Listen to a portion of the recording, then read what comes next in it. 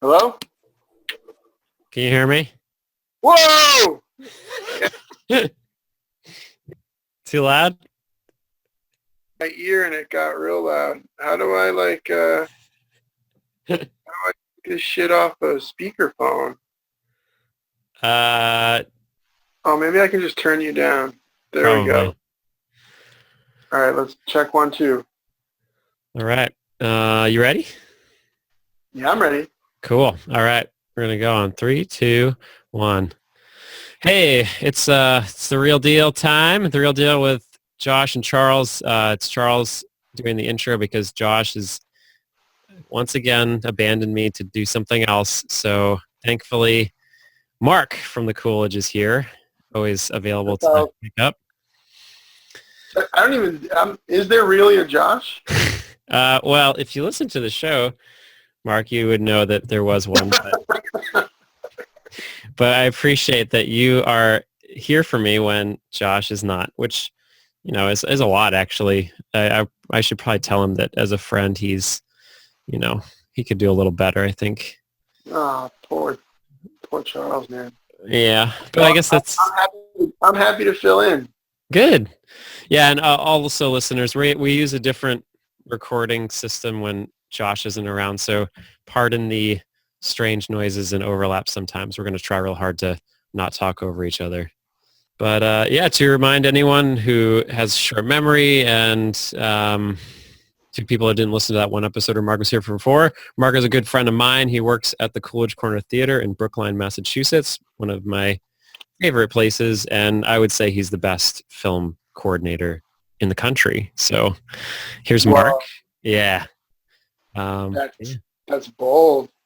Hey, you're Way too kind. well. No, your Midnight series is some of the best that I've ever seen, and it's fun that people even still have your job.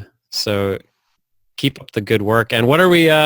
We watched a movie that you're not showing, but we watched 2 movies that are going to be showing on. Give us the dates, the times, and the titles. We'll be showing. We'll be discussing The Shining and Possession, which are screening on The Shining screens on Friday, July 8th, and Possession runs on Saturday the 9th. As part of a midnight program I've put together called the Summer of Psychosis. We usually only run 1 title per weekend at the Coolidge After Midnight, but this July we wanted to experiment with running 2 different titles on Friday than on Saturday. And this series was conceived by our head projectionist, Nick Lazaro, and I on a day when we were particularly close to losing it.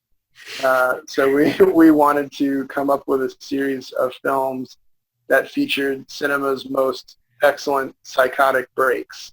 So we started that series this past weekend on the 1st and 2nd with Taxi Driver and Falling Down. So the idea is to show each weekend a different sort of cause for the psychotic episode, and to have the Friday night film sort of be in conversation with the Saturday night film. So this weekend coming up, we have 2 films that feature supernaturally provoked psychotic episodes in The Shining and Possession, and I'm really excited to talk with you about the show.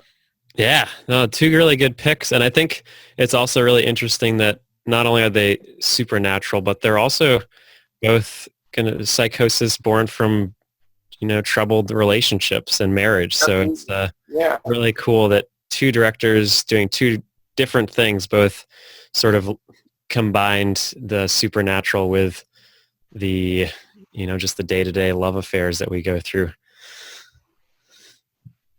And our pick to start off with, which is just because I'm sort of an asshole and wanted to make Mark talk about a movie he didn't really like very much, was Nicholas Winding Refn's newest movie, The Neon Demon, which I tried to get Josh to watch, and he didn't want to watch it. And I was like, fuck Josh. He's not going to watch it. So who do I know that might have watched this? And Mark's again.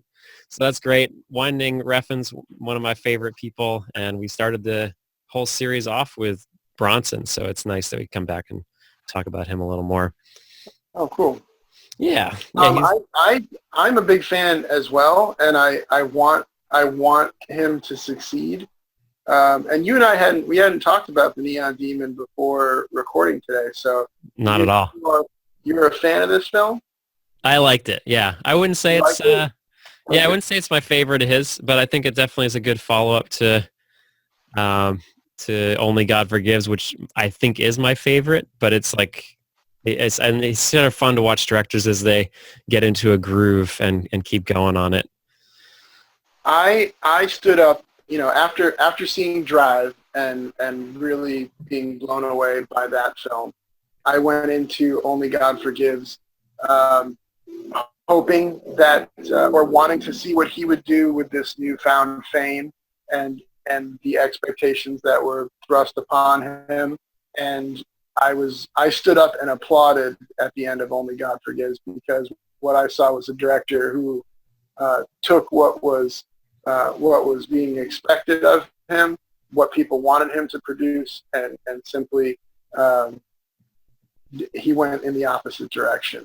And I thought it was a bold film and a bold move. I don't think it's a great film, but it's one that I enjoyed very much.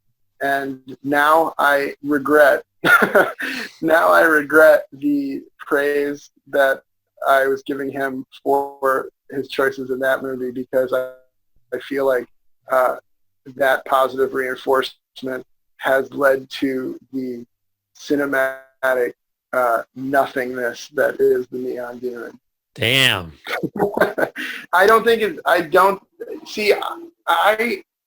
I wanted, when I first saw it, I knew that I disliked it, but I wanted other people to like the film. I was like, well, I hope some people go to see the Neon Demon, and I hope that they take some enjoyment from it. I hope that people dig it. What I can't abide is the folks that are coming out and writing these criticisms of it or these praises of it, calling it a work of calling it great cinema, and saying that it's one of these pieces of great cinema that simply just can't be recognized in the now. I think is absolute horseshit. I don't usually get down on movies. I usually love or can find something to love about just about any film, but I really felt that Neon Demon in particular it is completely devoid of story, character, plot, and conflict. That sounds like the making of a great movie for me, but really? yeah, those are well, other than character, I think character is super important, but plot, conflict, all those are, I think, unnecessary if you can pull it off and still make something that's about something. And I did read a little bit of criticism about this movie, and it seemed like there was definitely two camps. And one of them was that, especially from the heavy hitters, like I read a little New York Times piece and some other big people that still actually employ film critics, and they just essentially labeled it as beautiful emptiness, which I found strange, because especially if coming off of Only God Forgives, which is super similar. Like, you have character, and even Drive, like we can go back to Drive in a second, but like to have his movies don't really have characters with hearts. He's one of the few directors where I can like really get into it, even though the characters are really just like stand-ins for ideas. I think he just pulls it off really well. But I think there's a lot going on in Neon Demon. I think it's really tackled some huge ideas that haven't really been done before. And I think it's awesome that he's taken a break from talking about men and switching over to talking about women. And I think it's a really interesting move. And I think he did a great job, and all the people involved with it. So what exactly did you hate? I mean, you just really thought there was nothing going on? Just thought there was no point to this? I'm kind of, I can dig on those reviews that were written calling it, I thought that maybe it was purposefully empty. I thought the film was empty. And I thought that maybe he was trying to create a film that was sort of the embodiment of the modeling scene that is the setting of the film. This incredibly aesthetically beautiful thing to look at that, when you really look inside of it, has nothing to offer. I was just bored, like most of all. Yeah. Going from one scene to the next, I was just yawning and like kind of checking the time. I thought Elle Fanning did a pretty good job with what material that she had, but it was just boring. And it's like he kind of sleepwalks through these different set shots that all look really great. Like, he's if this were a series of paintings or illustrations, I might go see it at a show. But it didn't really add up to a film for me. And the last act that gets so outlandish, and it just throws all those genre elements at you incredibly fast. I did have a very like physical reaction to all that stuff. Do we talk about spoilers on this show? Oh yeah, absolutely. We mentioned all that. So like when it went from bored, boring models staring into a camera flanked by neon lights for 90 minutes to like lesbian necrophilia and cannibalism and witchcraft, I just felt like it did make me like a little bit nauseous. I was like, this is disgusting, and he's definitely getting a reaction out of me. But he's done damn near nothing throughout the entire film to set this stuff up. I feel like it's one of these things where he literally painted himself into a corner. Well, not literally, but painted himself into a corner. In the millennial definition of literally. Yeah. He paints himself into a corner and then says, "Oh shit, how do I get out of here?" He's like, "I know, lesbian necrophilia and vomiting up an eyeball." The end. And I just think that I think this is the movie.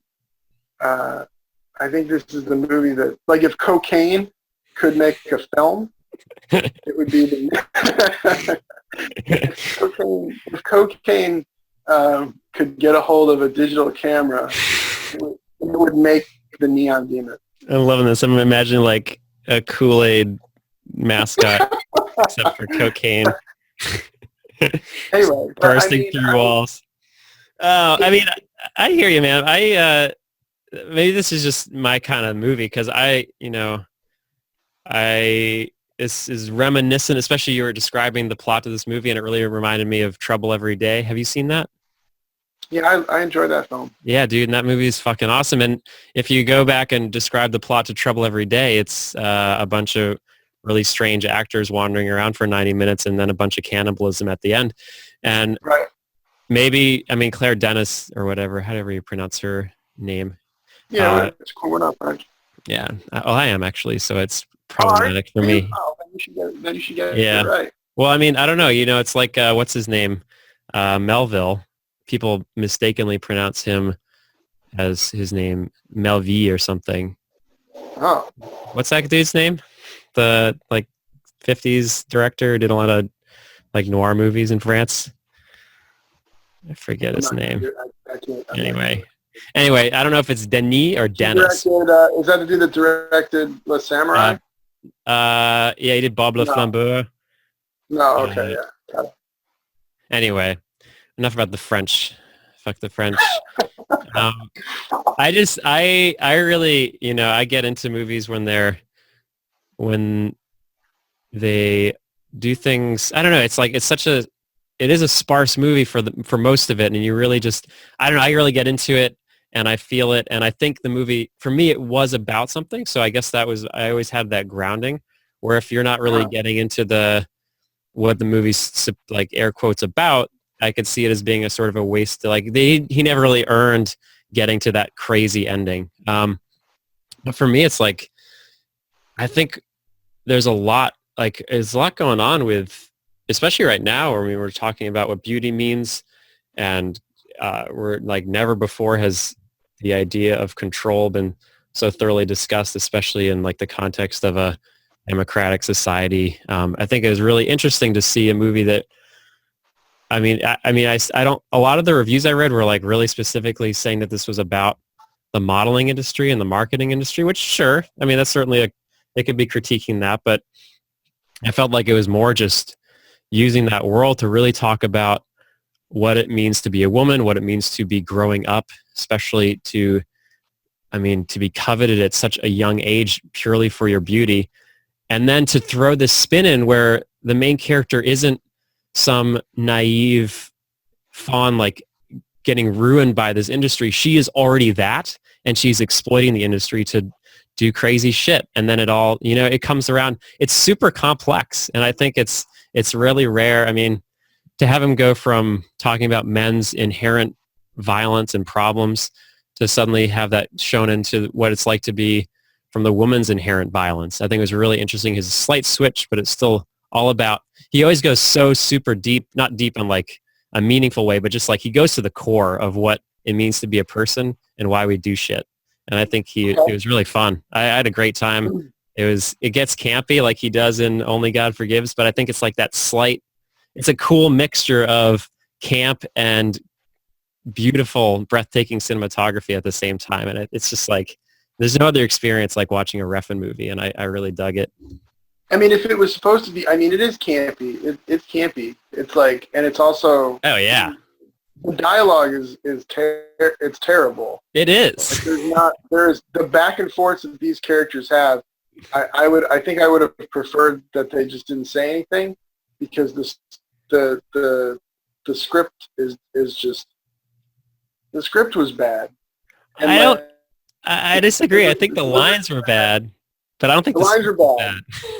I think the lines are perfect in just being like, they're not really talking about any of that stuff, and it's just the lines. I think it's just, I don't know. I like that style. I mean, it's the same if you like Drive, let's go back to Drive, because I think Drive is such a really weird movie for him to have gotten famous on, because it's a really strange movie. The dialogue is sort of goofy and not that good, and Ryan Gosling doesn't say very much, and the ultimate story is just about a person who is not very good, and he dismisses something that he wants because he feels a certain way underneath. And it's like, it's a pretty dark, strange movie that somehow got him onto the like spotlight. Yeah, but I mean, it has a proper arc to it. Like I like to be able to, I mean, this is just me. I'm not, I like to know where something's going, or at least like see the trajectory of characters in a film. Like to sit there and ponder what could happen, or hints of like some sort of past. I like to be able to look into a film's past and attempt to look into its future. Those are the things I like, and I think that Drive had that like all over the place. There was such a history to all these characters in that film, and there were very specific conflicts that film had that needed resolution as the film progressed. And Only God Forgives, even though it was so minimal, it had a very clear conflict, and you knew what had to happen in that film. You had Ryan Gosling's character who has to go fight. He's gonna have to fight this cop at some point, and it builds toward that. Whereas Neon Demon just kind of, it's like going from one modeling shoot to another, ultimately until she's murdered by a coven, right? Like, if you're gonna have a fucking coven in a film, I need more about that than just like that one scene in the bathroom where the girl tries to like drink her blood. I don't know. Yeah, that's good. I like that That was scene. good. That's a good scene. But like, I want more of that. Yeah. I want to know a little bit more ahead of time about what might be going down. Right. And also, like, I don't know. I don't like when we lose a protagonist in a film. Like if Oh, we're really? following Elle Fanning throughout the entire movie, like the entire film, the camera is on her, it's fixated with her. We're following her, desperately trying to figure out why the fuck we're watching her, and then when she's devoured, um, I mean that's the end of the film. Like that should be the end of the film, and then the camera starts following these other three women, and we get to see their varying levels of remorse for having consumed a young woman and bathed in her blood. I mean, all that shit's cool. It's all real cool, but I feel like it was, if the movie was going to be Jenna Malone's movie, I don't know. I'm just, Oh, man. All right. Well, I'm how about, being I mean, if you think about this as less about a movie about Elle Fanning's character and more about a movie about beauty and violence and control, sure. No, I uh, get, I I mean, get all that. but the death of the so-called protagonist isn't the protagonist. She's just, I can understand the criticism that, she is a representation of beauty. She's not the person we're caring about.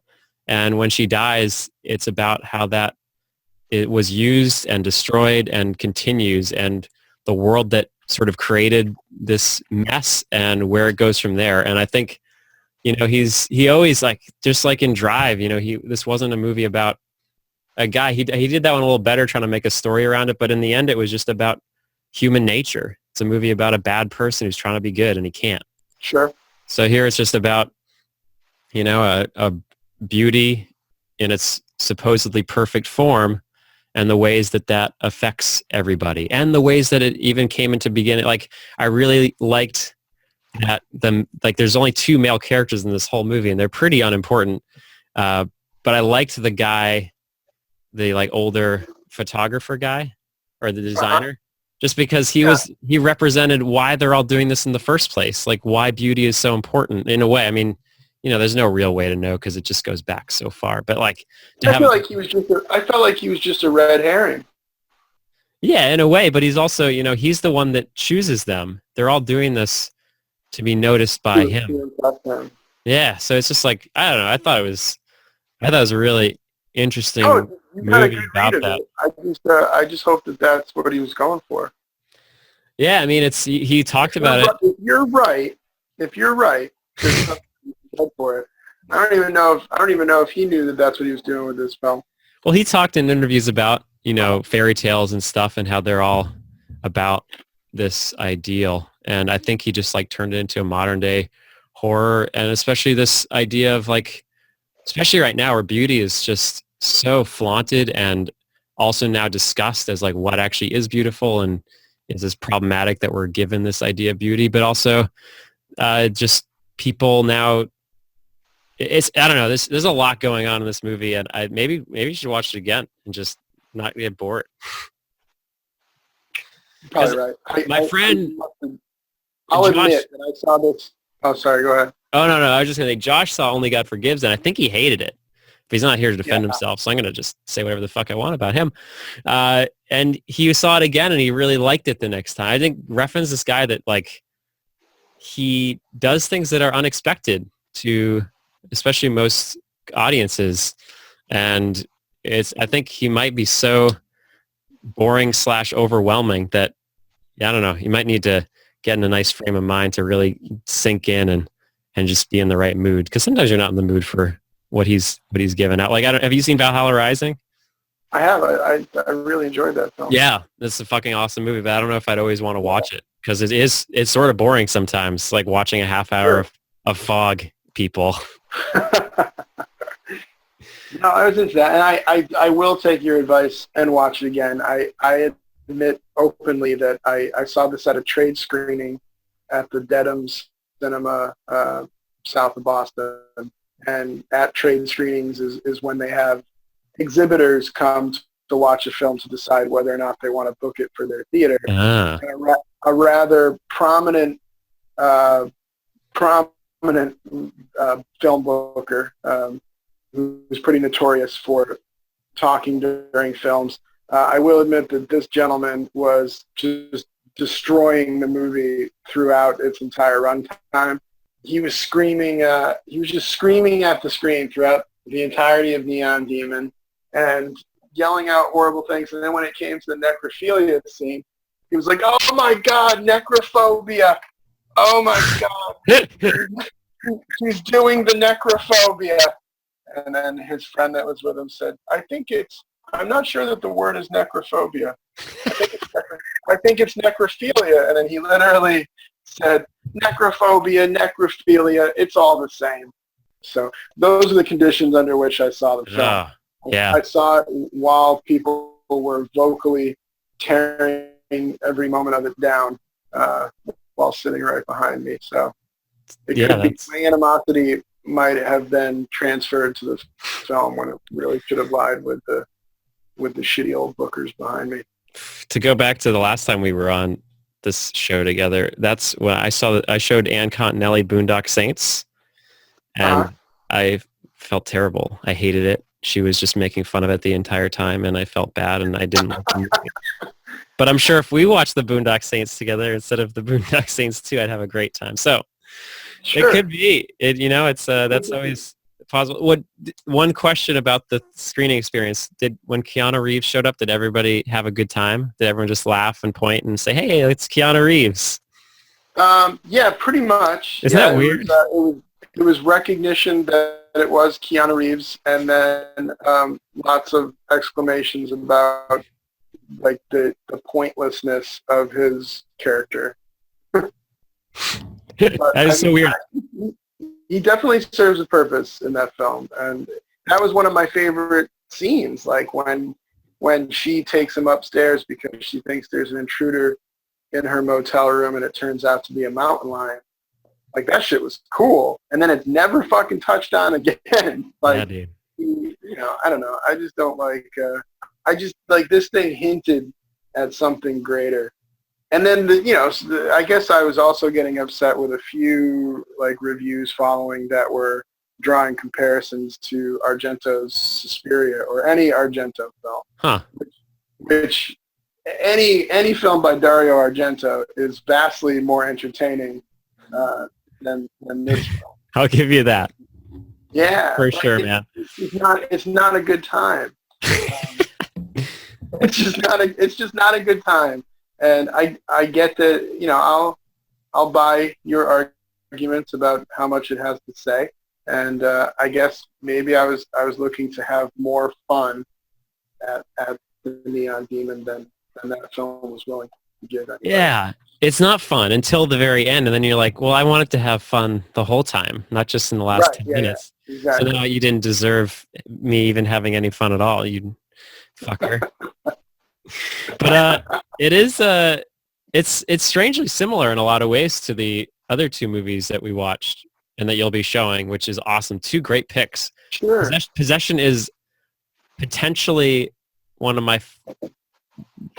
favorite movie of all time, and certainly one of my favorite movies of all time. Cool. Yeah, I fucking love this movie. I have only seen it twice. I saw it once for when I worked at the Amherst Cinema. We did this thing called Warlocktober, where we watched a horror movie every night for the entire month of October at midnight. That's fun. Yeah, it was really fun. I didn't make all of them, but I did win, which is the most important part of the story. I did go to more than anyone else. But we watched it there, and it was fucking blew my mind. It's like, if we're talking about Refn doing crazy stuff, this is like one of the craziest movies ever made. And it's so simple in a lot of ways, but just the performances are just out of control, and I love this movie. And so how did you choose to pick this one out of all the supernatural I mean, I guess Psychosis is a little going to narrow it down a bit, but how'd you get to this one? Well, I had played Possession before a couple of years ago in a month where we just sort of were playing Herzog's Nosferatu. So I just sort of had I had Isabel Johnny on the brain, and I had never seen Possession until I booked it for our midnight screening. And I wanted to, I mean, sometimes I do that. Sometimes if I want to experience something for the first time, we'll book a print of it. And I was just absolutely floored by the film. Well, first of all, you're a bastard for having such a lovely connection. I want to see this on a huge screen in 35 millimeter. Okay, I can do that. Yeah, no, it's true. I'm spoiled. I mean, it's a privilege for sure. And it played really well with an audience. Well, not too well though. All of our regulars came. It did pretty well for a midnight movie. Some people really enjoyed it, and then a lot of folks in the crowd were very upset by the film. I don't know if I was selling it too much as a straightforward horror film, which is very much not. But there were folks from our horror crowd that came in and were very disappointed by what they saw. And I don't know how that could be, because this has one of the most batshit climaxes of any film. This has one of the most batshit running times of any film. Yeah. I don't think I've seen a movie like, in Altman's Long Goodbye, where he talks about how he always tried to have the camera moving. There's slightly like slight pans, slight zooms. I noticed in this time, like, people are always moving in this movie. Like, they're rocking, they're shaking, they're running, they're flailing. It's like it's so rare to see somebody just stand still, and I think it really gets you in this strange. I don't know. I just was watching it. I was really wanted to move around, and I was getting really anxious. This movie really makes you anxious, and it's a movie that makes you want to pace back and forth while watching it. For sure. But to go to, I mean, The Shining and this are actually, they're both very much about the same thing, and about, people.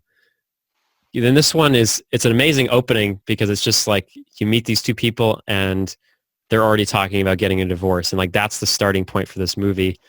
And it's looking at what love does to us, where it can potentially go, why it goes away, and then the crazy shit that happens to us when we can't deal with it. And it's so cool to have both perspectives. Obviously, this was semi-biographical, right? Possession? Yeah. I mean, obviously without the tentacle monster, but wasn't this made right after he was, or during his divorce? I don't know enough about it to confirm. Okay. I think I heard that. But basically it's, I think it's his story about his divorce, and it certainly feels like it, because it's super extreme. Everyone's crazy. Lot of raw emotion in it. Yeah, but it's you can imagine, it essentially goes through all the steps of breaking up with somebody. You have the pleading. If you're the break E, it's you have trying to reconcile it, trying to understand it. You don't want to let them go, and then you suddenly enter this sort of blissful period where you accept it, and then you come back strong with having a really hard time. And it's just it cuts so suddenly from scene to scene to scene. We just get this story told to us. And I can see comparing Neon Demon to this and The Shining, where the story is so present. It is a totally different experience. You're not wondering why you're sitting here. You're carried from one moment to the next. But this guy, he's there's no other movie like this where it just goes in such, while it's a horror movie, sure, it's an action movie, it's drama, it's all sorts of things. It's really hard to pin down, and I can see why people leaving your theater at 2 a.m. would be a little, wondering why they just did. Yeah, they were expressing disappointment in my selection of it. I had led them wrong. Damn. Yeah. But no, fuck them. I felt bad for just a minute. Yeah. I'm gonna go back and watch it again. It's it's one of the most interesting movies about it too, because it essentially ends up. Graham, we're going to spoil it if you haven't seen it, but it's your problem, because you really should have seen this by now. Any movie that deals with doubles, this actually, have you seen Soderbergh's Schizopolis?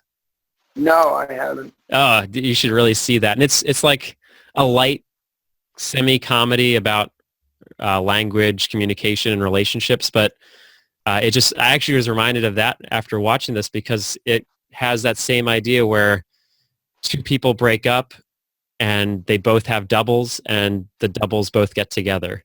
And I think that's a really like amazing idea that we fall in love with people, we fall out of love with them only to just fall in love with someone exactly the same. And like that cyclical nature of excitement and disappointment.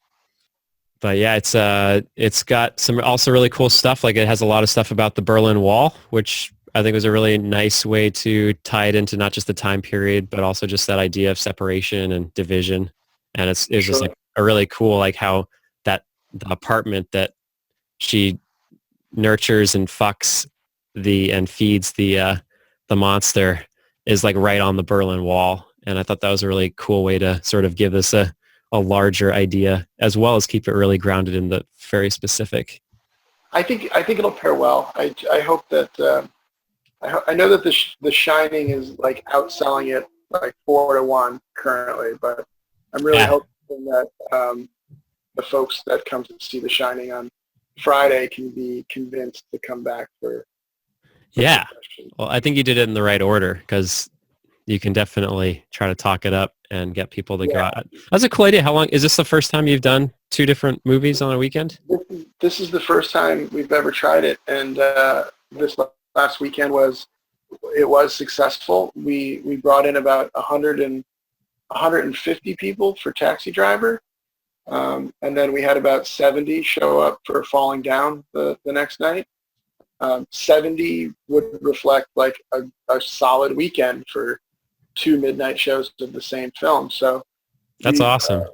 We've more than doubled our typical audience in the past weekend, not to start talking about programmatic. Hey, maybe we have one listener who like really gets off on who's into it.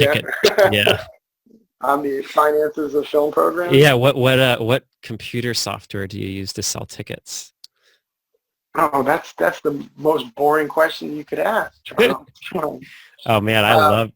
Why do they all suck? I've worked at. We use Agile ticketing solution. Oh man. Yeah. I just felt that. It's like it's okay. It's just okay.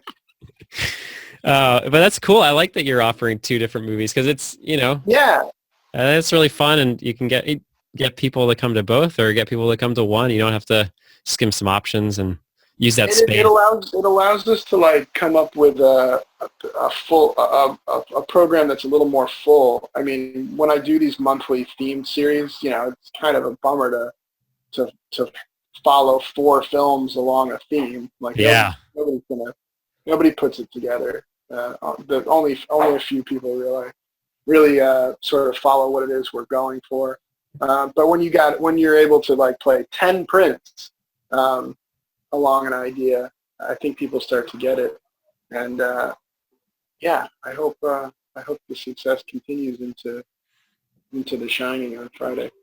It's my birthday on Friday too. It's going to be that's my birthday film. Nice. Oh wow, good birthday film. Right? Yeah. That's another benefit of the. Yeah, there you go. Yeah, I got to pick a title for my birthday. So, that's good. Yeah, when I first saw The Shining, I was probably just too young, and I didn't really like it very much.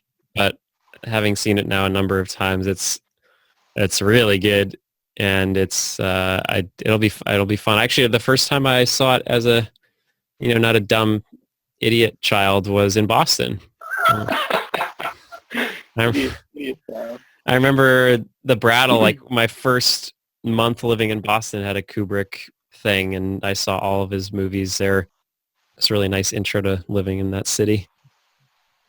The Brattle just ran it. Father's Day weekend. Nice. Yeah, great Father's Day title. Yeah.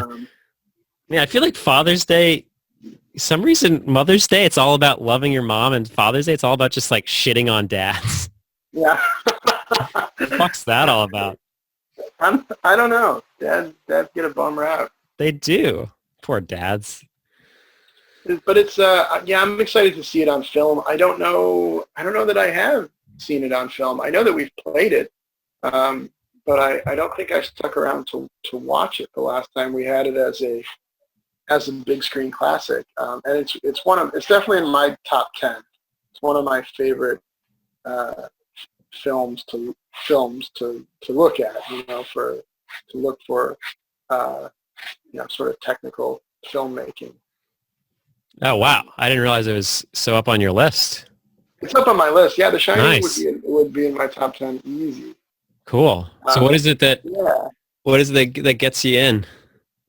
I think it's like, first and foremost, it's Kubrick's. I like the what's the word?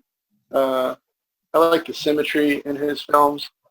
I like everything that he puts together as a director. The film is, what's the word when, like, you can fold something on itself and it's like the same frontwards as it is backwards? Yeah, I mean, yeah, you remember? I don't know. That's you can describe it, and I think I get it. The film, it makes me feel real strange. And they explored some of the stuff that Kubrick does to give people a sense of unease in that. It was in that doc, room 237. Yeah. And you've seen how he messes with spatial things in his shots and in the layout of the hotel in particular to take you places that. Sorry, there's a lot of calamity going on. That's okay. It's just part of the charm. Yeah, it just it really puts me in a uneasy place, and it happens every time I watch the movie. It makes me feel real strange and sort of like I'm in a dream, and Nicholson is just kind of wonderful in it. Yeah, no, that actually is a really cool point, that it's rare for a movie that you love, you see it so many times, and eventually it just becomes something else where you just recognize it as that movie you watch a lot. But there are some movies like this and even Possession where it's just like it's hard. There's no way to separate yourself from the emotions that it elicit in you. And I think that's one of the really cool, like, I watched Room 237. It's a good documentary or movie. I don't know if it's a great documentary, but it's a good movie. If you haven't seen it out there, you should check it out. But one of the best sort of takes on it from their perspective was, I really like that idea that whether it's talking about the genocide of Native Americans or the Jews or whatever, I really liked the thought that Kubrick managed to make a global catastrophe into a human bite-sized chunk, like that quote from Stalin, where it's like, one death is a tragedy, a million deaths is a statistic. They use that in the movie. Like, well, somehow Kubrick managed to unwind the statistical feelings around a genocide and turn it back into some crazy nightmare that you can relate to one-on-one. And he does that. If you think it's about, Indians and Jews and stuff like that. But regardless, he does. I didn't buy any of those arguments, but I mean, they're all cool. They're so fun. The one about, huh? They're fun. It's hard to buy them, but they're fun. Yeah.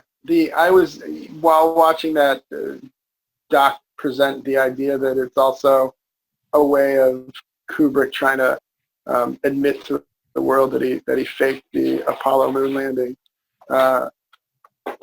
which I think that's complete bullshit. Are you one of these? Did we land on the moon, Charles? No. No? No, Kubrick totally shot that. Even though I just said I didn't buy any of it, I totally bought that. I love that. That thing is awesome. My favorite part of that is when he focuses up on the key and it's like, you see the word room number, ROOMNO. The only words I can spell are moon and room. He left out moron. I love it. I was shaking my head throughout all of that. And then, but until they showed Danny, I forgot that Danny Yes! had an Apollo 11 sweater. Dude, what the and at fuck? that moment, I started to buy it a little bit. That's when I said, bought it. "Oh I was my like, God." holy shit, he did it. He shot the moon landings, and now he's apologizing for it. 'Cause he felt What an elaborate apology. bad. Yeah. I actually, I watched both. I've seen the entire documentary that about the moon one. The like, not just from the scenes that were chosen for Room 237. I watched the full one, Right. so it's much more convincing in its entirety. And I actually watched both of those movies while getting tattooed, which also maybe, because of the pain and delirium, I sort of bought it a little more than I should have. Yeah, you totally believe. Yeah. But I love that movie. I think I don't think there's, whatever, who cares? You can say it's about a bunch of silly shit. At its heart, it's just about a bad marriage. And, just like Possession, this is cool because it's about what happens rather than getting divorced, what happens when you stay together, and the consequences are just as bad. It's true. Yeah. It's true. He's trying to do right by his family. Jack has quit drinking. He's trying not to rip Danny's arm out of his socket anymore, and it all goes completely wrong. I think one of the biggest shifts in my understanding of the movie, or at least the way I took it, was when I finally saw that his wife's character wasn't a victim, Mm-hmm. and she is as equally a culprit as he is, even though he ends up going crazy and trying to kill everyone. I think Kubrick What did Wendy do? See, that's the thing, is it's about a bad marriage, and you can try to put the blame all on one person, but in the end, it's about two incompatible people who had a kid and stayed together. And she's terrible at being his wife, just like he's terrible at being her husband. She's controlling, she's naggy, she doesn't understand what he wants from life, and she's not the right person.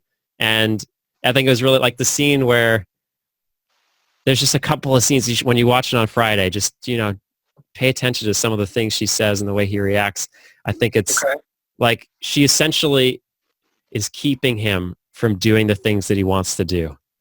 And while it's maybe not intentional, this movie is all about that building resentment that happens when somebody is keeping you from being who you are, and you're forcing yourself to be somebody else for somebody.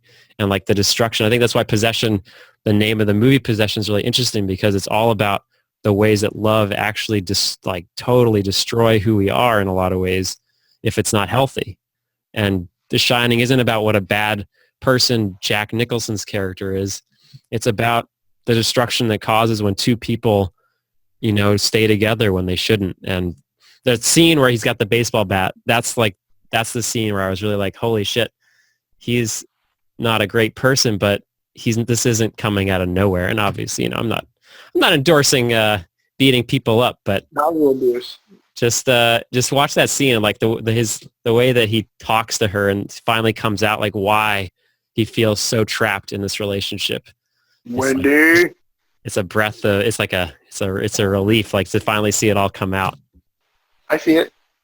Yeah, it's fun. I can't add to that. That I like your breakdown. Well, it just reminded me of my parents, I like, your parents get divorced, or are they still together? They got divorced, yeah. Oh, see, mine are still together. Oh, see, Locked in nice. turtle combat. But yeah, maybe it's just, you can easily point the finger at one person, but it's really just, a decade or two of just a terrible nightmare situation. And it's fun to see that played out by such crazy people. And this is, again, another hysterical, Possession has probably the most insane performances out of any movie. The guy who plays Heinrich is incredible. I don't know if you remember that guy. He's just sort of like, he's amazing. I wanted to see everything that guy's been in because he was so captivating as Heinrich, the like free love sort of guru guy who ends up having a breakdown as well. It's so fun. I'm gonna make a little supercut of all the breakdowns that happen in Possession. But yeah, it's going to be a fun weekend. I wish I could be there, especially now that I know it's your birthday. Yeah, we're not really going to be partying other than going to check the film, so you won't be missing much. You're not that far. How far is Portland from Boston? Oh, it's only like an hour and a half. Really? So you got no excuse. Not really. That's actually a good point. Come to the movies, man. All right. Come on down, bro. Maybe I will. It's on me, man. Oh wow, fine. That's all I was waiting for. How about the gas? Can you guys cover the gas? Travel expenses. Cool. Well, sweet. Well, this will be fun. I'm sure you'll get a great turnout for both, and I hope that you give a little special, intro for all the people that made it out to Possession, because it's weird how maybe it just didn't get distributed very well, but I think it's one of the best movies ever made, and it's always weird that those movies don't really get noticed all the time. It's sadly, interest is picking up since Zulawski passed away in the last year. That's true. It's been playing more and more, and I think there have been a lot of articles written about him, and some retrospectives have been playing. So, I thought it was a great pairing for the series. I don't usually like this ambulance chasing style of programming, but I thought it was the perfect pairing. So it's great. No, it's like same conversation, just different take, and it's amazing. Like the dialogue. This is. Yeah, the dialogue, one of the first scenes is them lying in bed together where I forget the question he asks, but he's essentially I figured this out, do you care? And she's just like, no. It's like, wow. It's such a brutal take on love that's totally gone. It's like, no, I don't give a shit about your terrible life, and you just make me sad and disgusted in you. It's like, that feeling, because I've been there. I don't know if you've ever been there, but that feeling that happens when you don't love someone anymore, and you're just you're so sick.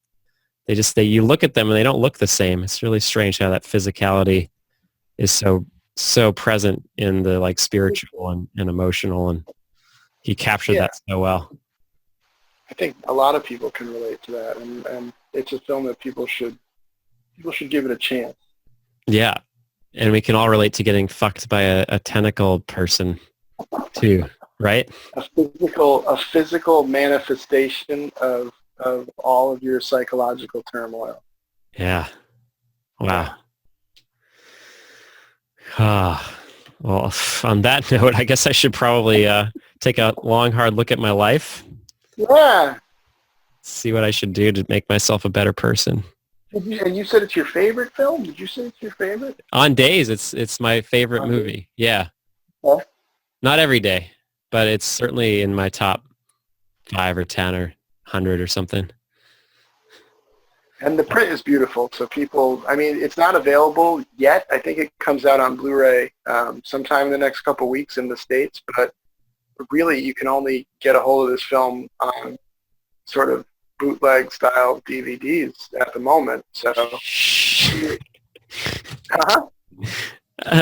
just the fact that I watched it yesterday sort of points to the more illicit nature of the way I access some films. Oh, how did you watch it? Yeah, let's talk about that. Oh, I downloaded a Blu-ray rip actually, so it must have come out maybe in the UK or something. Okay. So I don't know that I've broken any laws in this country. No, you're doing good work by promoting a theatrical screening of it. Exactly. One man watches it for free while consider it a press 70. Yeah, exactly. Yeah, they should have sent me one. Jerks.